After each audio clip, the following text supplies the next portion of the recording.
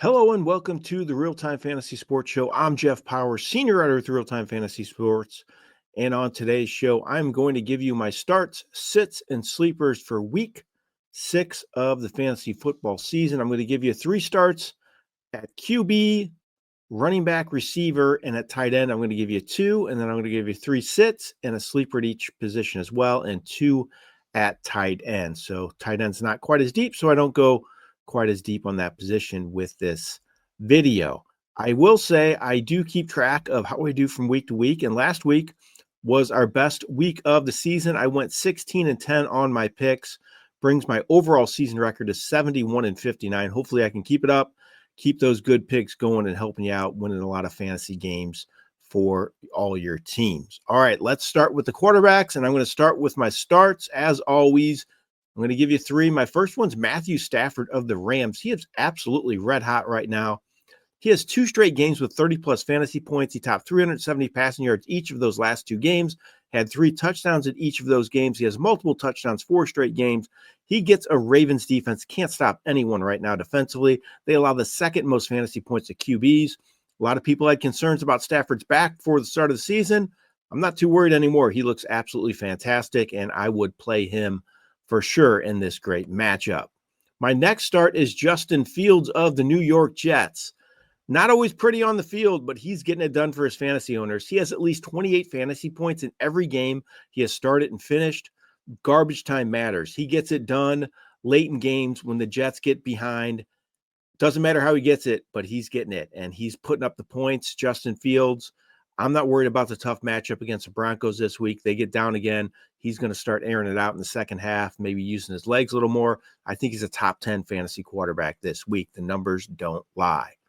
My next start is Jordan Love of the Green Bay Packers. His best game of the season is last time out. Threw for 337 yards and 3 touchdowns. He scored 30.65 fantasy points in that game. He has 23-plus fantasy points, 2 of 3 games. He gets the Bengals. They're a mess right now. They can't stop anyone. That team's a disaster with all sorts of injuries on both sides of the ball. I think Love is going to have a huge week 6. Let's look at my sits now at the QB position. And it starts with Daniel Jones of the Colts. He's still playing pretty well, quite frankly, but he started to cool a little bit for fantasy teams. He has fewer than 20 fantasy points 3 straight games after starting the season really hot. Now he gets Arizona this week. They allow the 6th fewest fantasy points to quarterbacks. They have not allowed more than 23 points in any game this season as well. I'm looking for Jones to have another ho-hum showing in week 6. My next sit is Michael Penix of the Atlanta Falcons. He's really been kind of all over the map this year. He has 2 games with 20-plus fantasy points, and he has 2 others with fewer than 8 fantasy points. That's terrible. And I think he could have one of those terrible games this week against Buffalo. They've allowed less than 200 passing yards all but a game this year. They're coming off a tough loss. I think they're going to want to come out victorious, have a big showing here, and I'm looking for Penix to struggle in that matchup. My last sit at QB is Aaron Rodgers of the Pittsburgh Steelers. Coming off a really good performance his last game, but he still has not been much of a help to fantasy teams. He has fewer than 15 fantasy points 3 straight games. He's just not getting a whole lot of volume in this offense. They don't air it out quite as often as you would like. They're more of a run-dominant team. Jalen Warren could be back this week. I think that could mean more chances for them to run the ball on the ground. And I don't think Aaron Rodgers, I should say, is going to do much again this week against a good Browns defense. I would just steer clear of him. And my sleeper at QB, speaking of the Browns, I'm going to go with Dylan Gabriel. I thought he looked pretty good in his first NFL start. He didn't take many chances down the field, and he just moved the offense okay, but he still made some plays. Didn't turn the ball over, finished with a respectable 18 fantasy points. That was against a good Vikings defense. I think you can have a little more success throwing the ball this week against Pittsburgh, maybe take a few more chances down the field. Pittsburgh allows the 4th most fantasy points to quarterbacks and at least 250 passing yards 3 straight games. Let's look at the starts now, and I'm going to look at the starts at running back for this week. I'll give you 3 of them. My first one is Ashton Jeanty of the Raiders. The rookie really started the season slow, but he's showing some much-needed signs of life lately. He topped 100 total yards last week for the 2nd straight game. He has 15-plus fantasy points each of his last 2 games. And the big positive for me from a fantasy perspective is he's getting more work in the passing game. That's just going to help his floor. He caught a season-high 5 catches last week, and he has 7 his last 2 games. He gets Tennessee in week 6. They allow the 3rd most fantasy points to running backs. My next start is Cam Scatterboo of the Giants. He might not be producing just great numbers on the field, but he gets so much volume that it just gives him a great fantasy floor, and he continues to produce solid numbers. He has at least 13 fantasy points, 4 straight games. He has more than 20 total touches each of his last 2 games. You get that much work as a runner and receiver, and you're going to put up points no matter if your yardage production is off the charts. And I think he's going to keep doing it this week against Philadelphia. They allow the 8th most fantasy points to running backs. I look for Scatterboo to get another big workload in this matchup. My next start at running back is Ja'Cory Krosky-Merritt of the Washington Commanders. Finally had that breakout game last week, 150 total yards, topped 100 rushing yards for the first time in his career. Limited work much of the year, quite frankly, but he still has double-digit fantasy points 3 or 5 games. I'm hoping last week gets him on the field more often for Washington, and he really takes that lead back role against the Bears, especially, who allow the 4th most fantasy points to running backs. I think he keeps it going in week 6.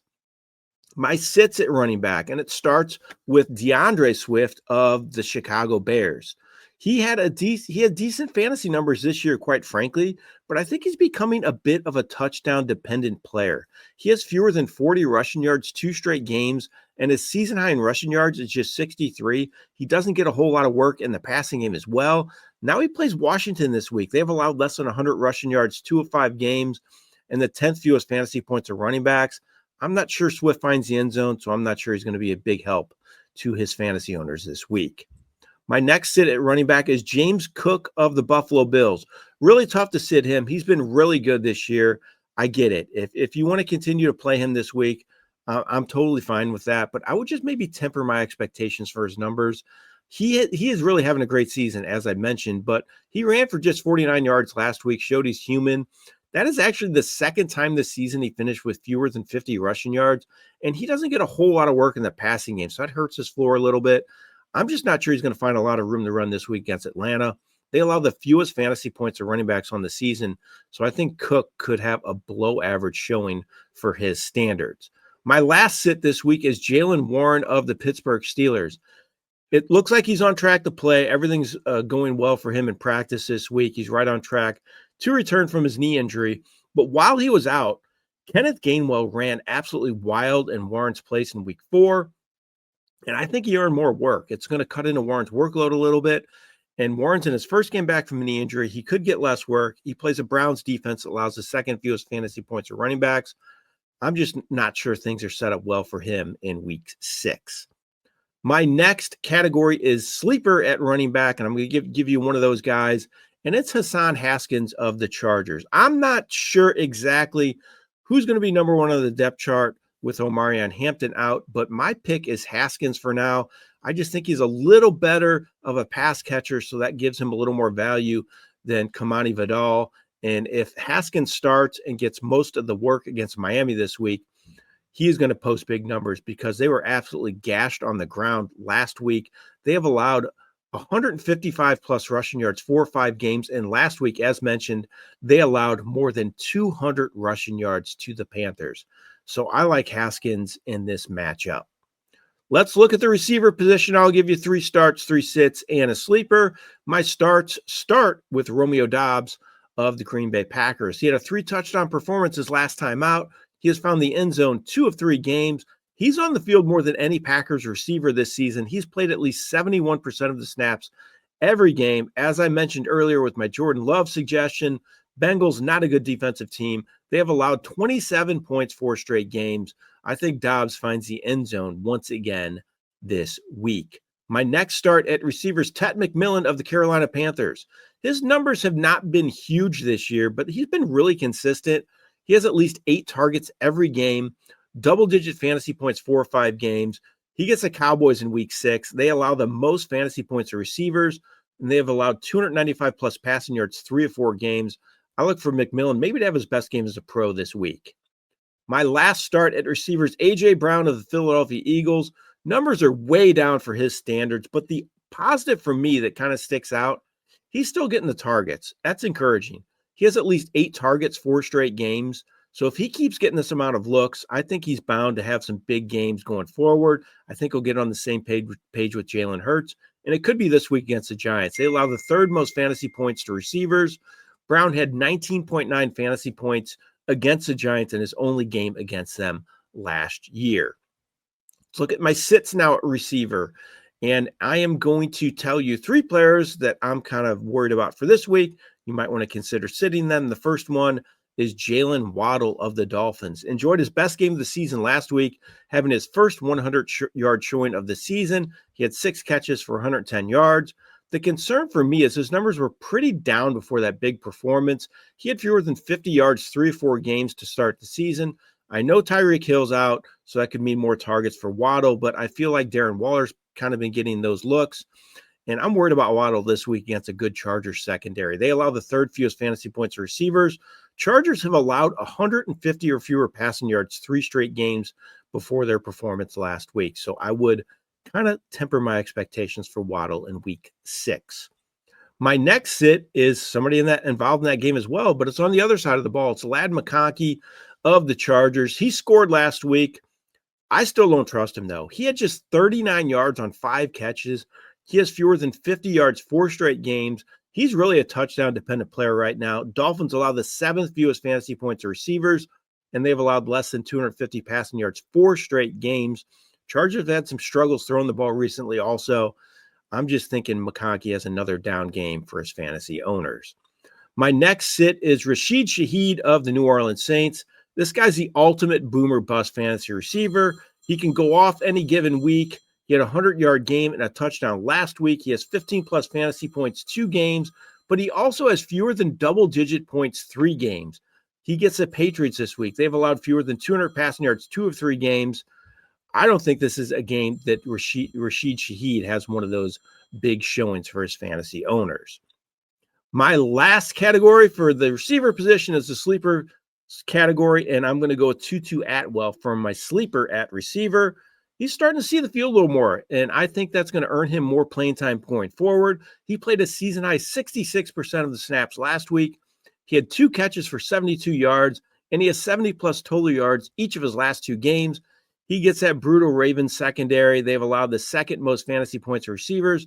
Can't stop anyone right now, allowing at least 37 points 4 of 5 games.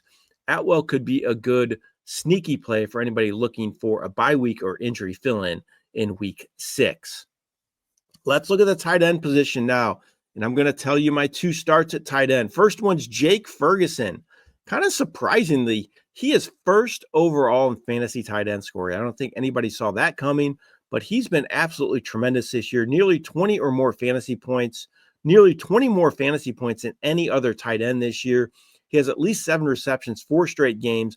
I think he keeps it going, has another huge game this week against Carolina. They struggle to stop the tight end and have allowed the 2nd most fantasy points to tight ends on the season. My next start at tight ends, David Njoku of the Cleveland Browns. Best game of his season last week. Caught 6 passes for 67 yards and a touchdown on 9 targets. And Dylan Gabriel was the starter, and he had 10 completions to tight ends last week. So Njoku, Harold Fannin got a ton of work with Gabriel as a starter. I think that's great news for Njoku going forward, especially against a Steelers team this week that has allowed the 7th most fantasy points to tight ends. All right, I'll give you 2 sits at tight end, and my first one is Kyle Pitts of the Atlanta Falcons. Pitts had his best fantasy game of the season his last time out, scored 18 fantasy points, but he has been kind of ho-hum much of the year. He had fewer than 8 points each of his previous 2 games. He still isn't as consistent as you would like, so I think he's more of a matchup play. He gets the Bills this week. They allow the 2nd fewest fantasy points to tight ends. They've shut down some good tight ends this year. They've played Mark Andrews, Mason Taylor, Juwan Johnson, Hunter Henry. All of them did not do much against the Bills. I'm not sure Pitts is either. My next sit at tight end is Chig Okonkwo of the Tennessee Titans. He had 4 catches for 48 yards on 5 targets his last game. Got a few more looks, which is encouraging, but still not great numbers. He has double-digit fantasy points, just 1 of 5 games. He's another guy I think's a matchup play, and a game this week against the Las Vegas Raiders is not a great one for him. They allow the 6th fewest fantasy points to tight ends. They've played some good tight ends this year as well. Tyler Warren, Hunter Henry, to name a few. I would just steer clear of Okonkwo in week 6. All right, my last category, my last suggestion for the week is my sleeper tight end, and it is Mason Taylor of the New York Jets. He's really starting to come on. Double-digit fantasy points, 2 straight games, 9 catches for 67 yards on 12 targets last week. He has at least 6 targets and 4 receptions, 3 straight games. Jets could be playing from behind again, need to pass more. I think the cornerbacks are really good in Denver, so I think that means Taylor could have some more favorable coverages, get a lot of targets in this matchup against Denver. I like Taylor to keep it going. All right, those are my start, sits, and sleepers for week 6 of the fantasy football season. Good luck in all your games this week. I hope you come out on top. This has been Jeff Paur for Real Time Fantasy Sports.